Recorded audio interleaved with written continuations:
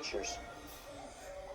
Do you remember during the Trump administration when photographers on the ground and commercial airline pilots were talking about a spy balloon over the United States that people could look up and see even with the naked eye, and that a media that hated Donald Trump wasn't reporting?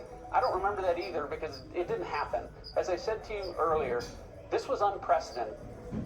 Florida Congressman White Waltz says the Pentagon also told his office about these spy balloons that had crossed into the lower 48 states, including one that went to his home state of Florida. He's asking on Twitter today why that spy balloon wasn't shot down and why he wasn't informed. Right now, that debris field in the Atlantic off the coast of South Carolina is about 7 miles wide and in 47 feet of water, which is sure better than about 500 feet of water. Brian. Wow. Lucas Tomlinson live at the White House. Lucas, thank you. Well, Brian and Lucas, China condemning the U.S. shooting down its spy flight as an overreaction and warning that it retains the right to respond. Excuse me, the U.S. lawmakers on both sides of the aisle are reacting to President Biden's handling of the crisis. Republicans ripping his response, with one even calling for the president's resignation. Alexandria Hoff is live in Washington with those details. Alex?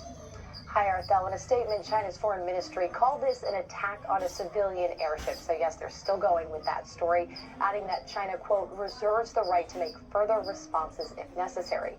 What a response like that might look like, that was left open-ended. And for Republicans, this highlights a threatening game that China is playing, one that the Biden administration fell behind on by allowing the surveillance balloon to maneuver across the mainland of the United States for 5 days. They could have shot this thing down well before it was over Montana. I mean, they could have shot this thing down before it hit the coast of Alaska. The president taking it down over the Atlantic is sort of like the quarterback, it's sort of like tackling the quarterback after the game is over. Well, on Twitter, Senate Majority Leader Chuck Schumer condemned Chinese President Xi and commended President Biden's decision to eventually bring that balloon down and do so safely. Republican Congressman Joe Wilson had a different take and called on the president and vice president to resign, writing that